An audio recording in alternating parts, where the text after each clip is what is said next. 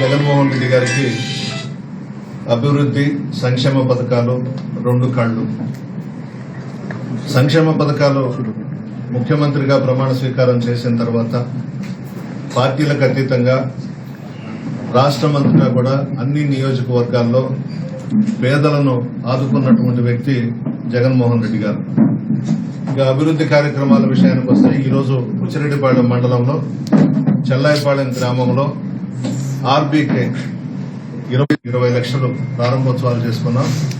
రేబాల 2లో జీజీఎంపీ నిధుల కింద సీసీ రోడ్స్ సైడ్ డ్రైన్స్ 20 లక్షలు, దామరమడుగు 1లో సైడ్ డ్రైన్స్ 20 లక్షలు, దామరమడుగు 2లో CC roads side drains 20 lakhs ప్రారంభోత్సవం చేసుకున్నాం.